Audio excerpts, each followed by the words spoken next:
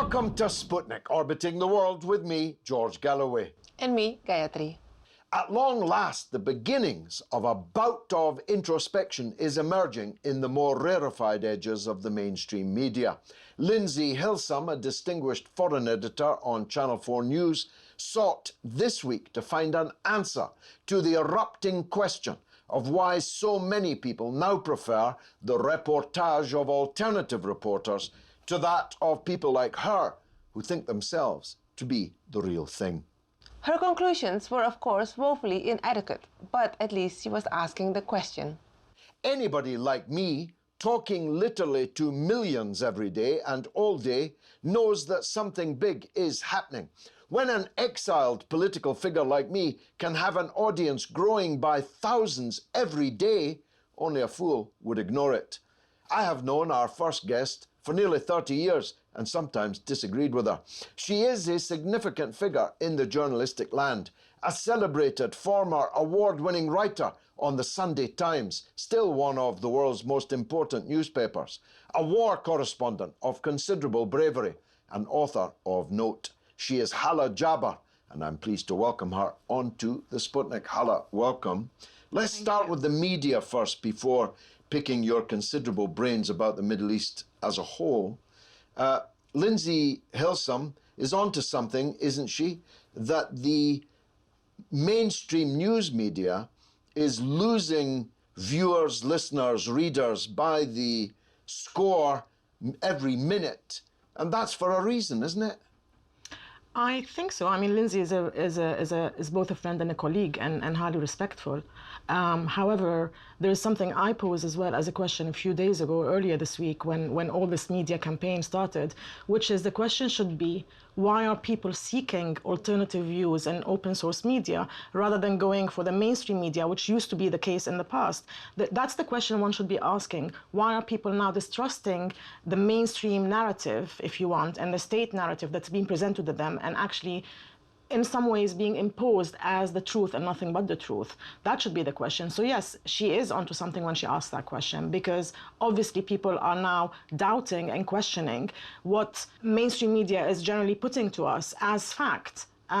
People are questioning what governments are putting to us as facts or reasons for launching wars and offensives against states.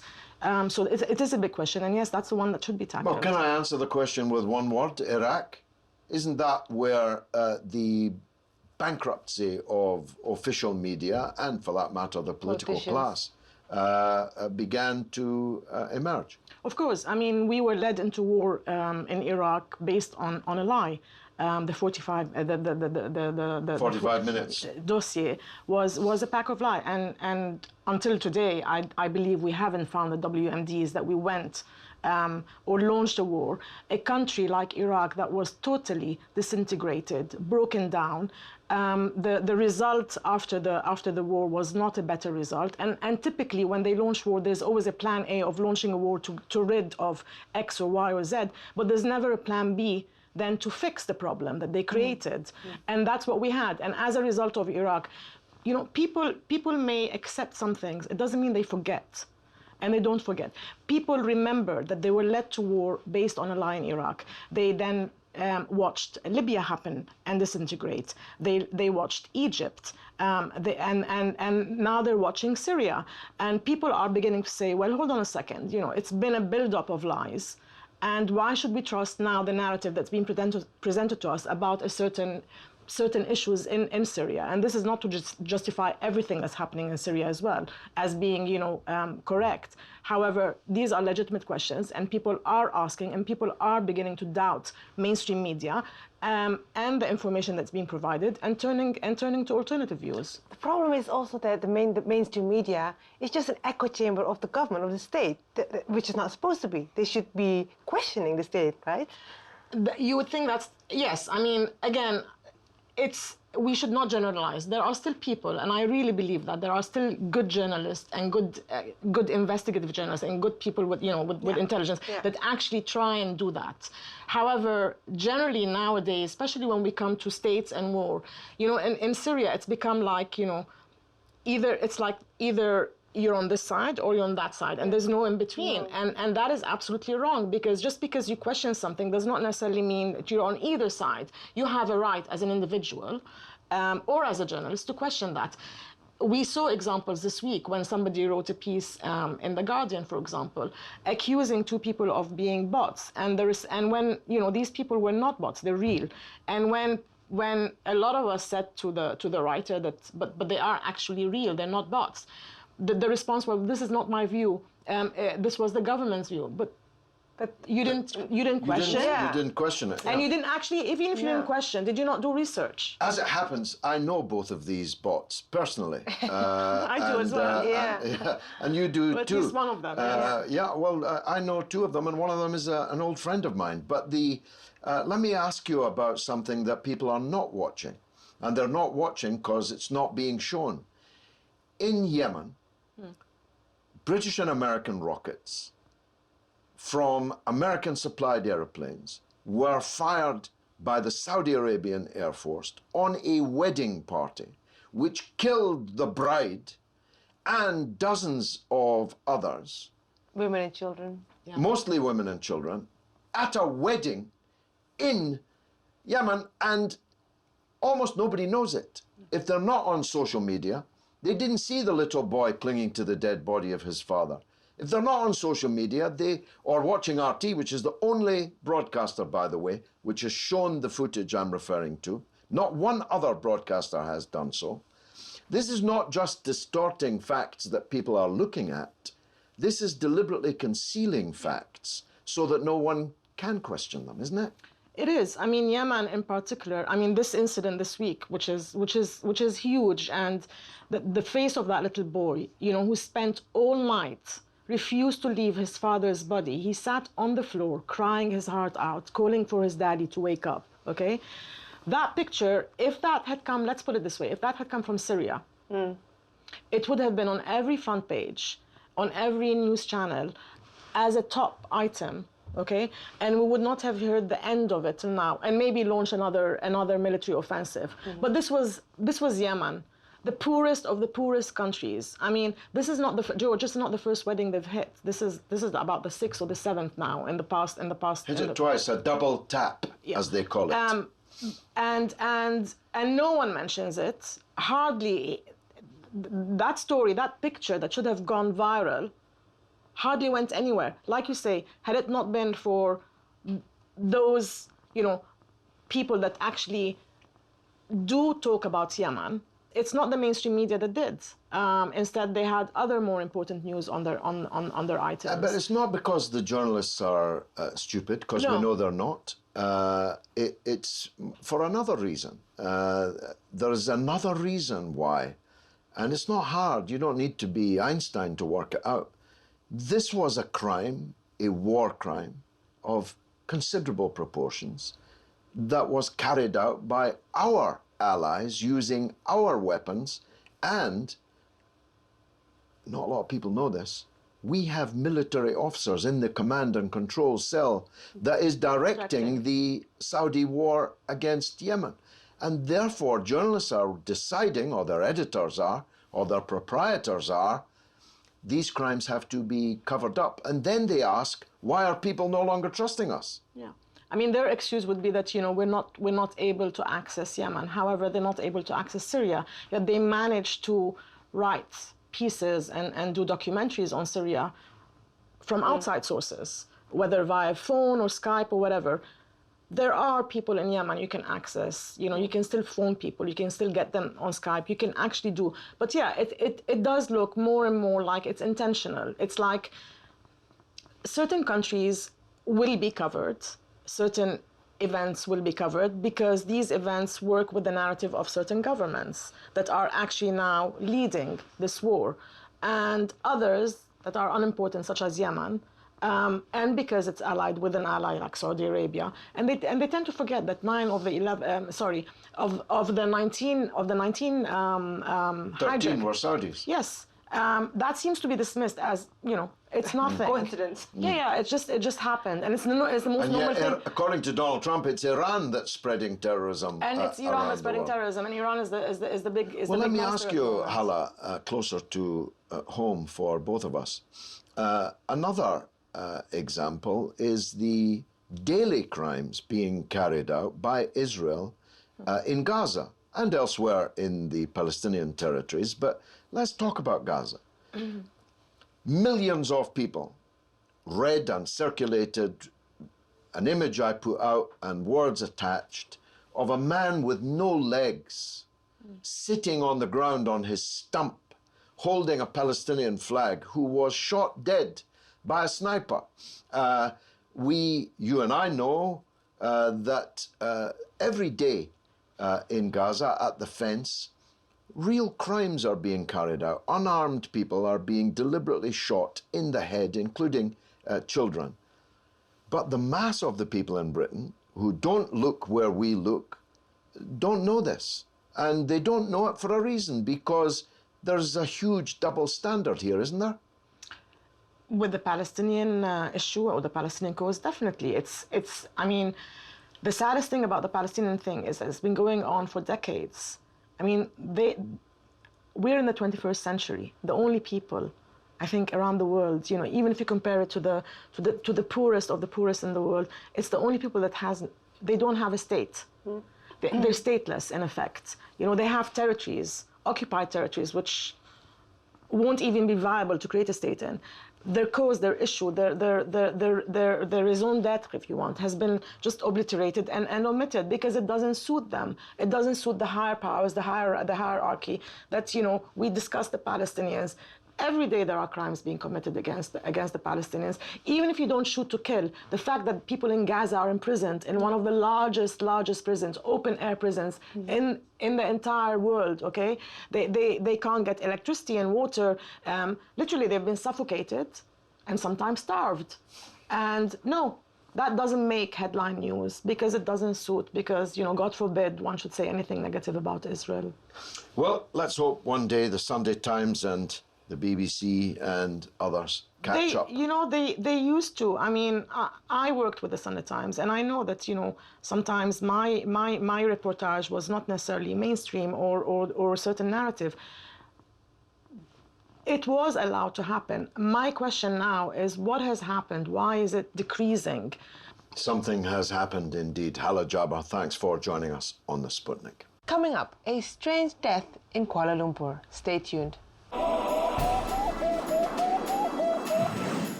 Welcome back to Sputnik. Yet another assassination of a Palestinian scientist and engineer has just happened in the Malaysian capital, Kuala Lumpur. And even Inspector Clouseau could work it out. Dr. Fadi Mohammed Al-Batsh was on his way to the mosque for Fajr, or dawn prayers, when two European men on a powerful motorcycle shot him down in a hail of bullets. He had lived in Malaysia for 10 years. The assassination is not just a blow to the Palestinian resistance movement, Hamas, and not just a blow to the prestige of Malaysia. It could be a sign of a resurgence of global assertiveness on the part of Israel, which I should say has denied any involvement in the crime and described it as a settling of scores within the Palestinian factions. Joining us now to discuss this potential new assertiveness is Nedka Babliku, commentator and writer on Middle East affairs. Welcome to the Sputnik.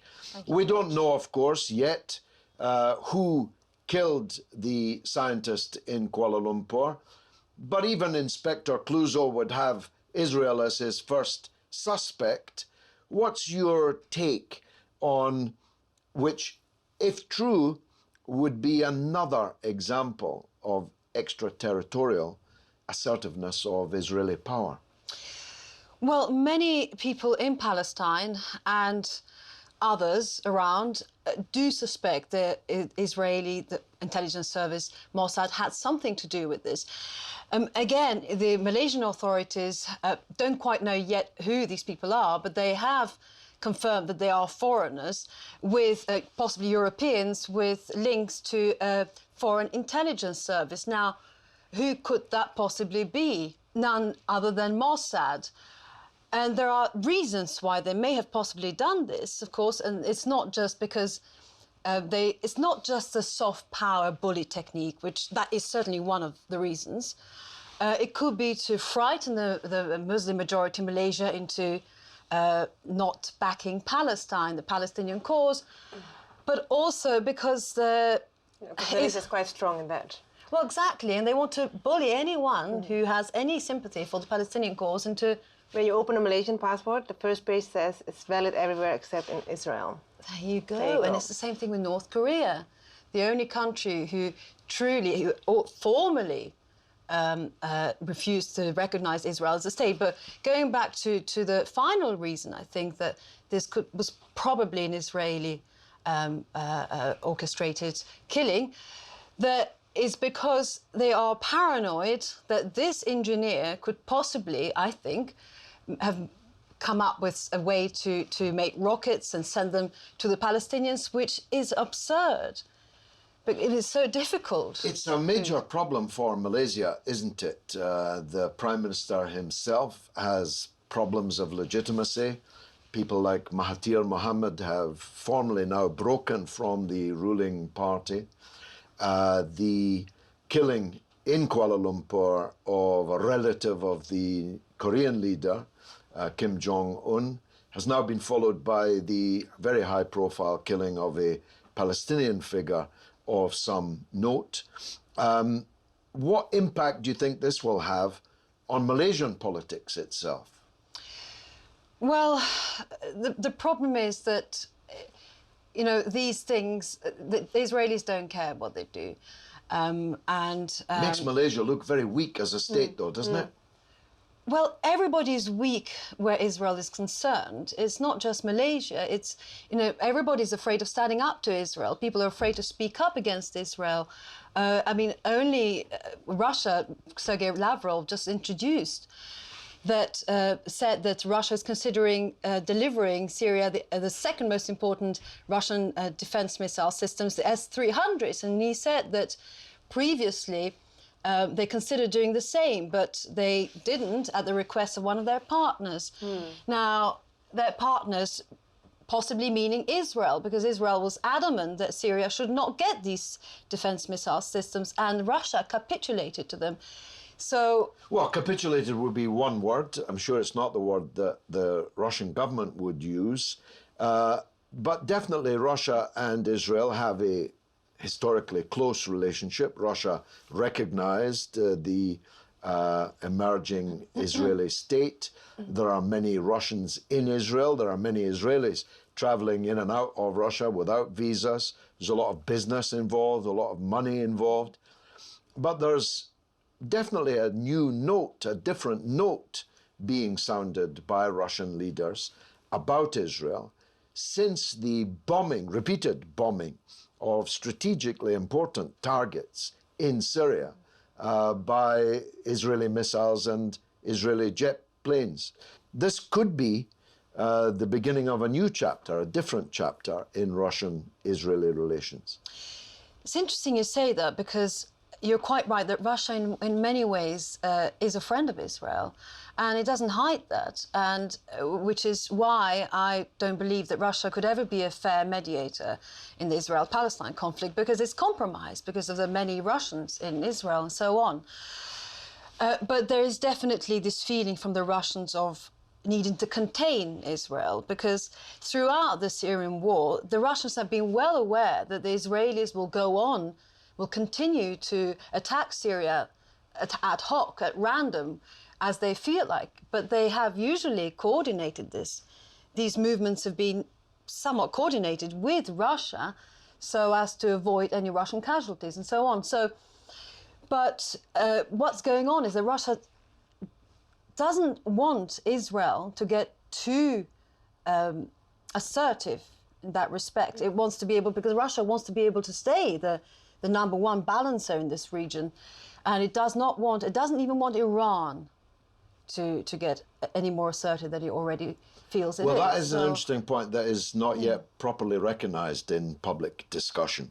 That there are people who think that Iran too should stop being so assertive in Syria. And Russia is amongst those, undoubtedly. Not least because the possibility of Iranian-Israeli conflict would inevitably suck Russia deeper into that problem. At the same time, Israel is almost certainly egging Donald Trump on to a much more aggressive policy against Iran. So it's a two-way street, and Russia may be trying to balance all these factors in this complicated picture. But Syria is a proxy playground in this conflict, isn't it? Because the real target of the United States, of Israel, is Iran. Now, this new assertiveness, which may have been played out on the streets of Kuala Lumpur, has definitely been played out in strategic targets in Syria, could be said to be paving the way for Israeli aggression against Iran, which would probably be answered by Iran, don't you think? I'm not quite sure that Iran is truly what Israel really fears. I think certainly fears Iran, but I really honestly think it's Syria that Syria Israel itself. truly fears.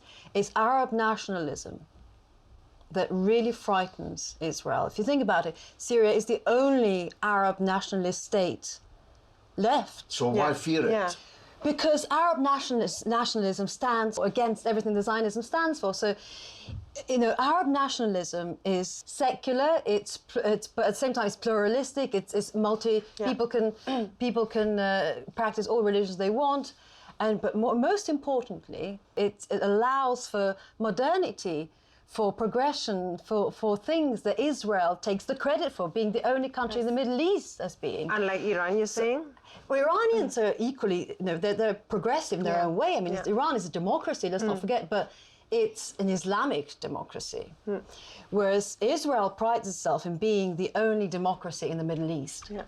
Well, actually, first of all, it's not democracy because it's a police state that survives on being a police state. Israel prides itself as being secular and more modern and progressive, but actually, Arab nationalism. Actually, they want to strip off Natalie Portman's citizenship Well, because quite, she exactly. can't predict the Yes, situation. that hasn't really survived the Natalie Portman But, affair.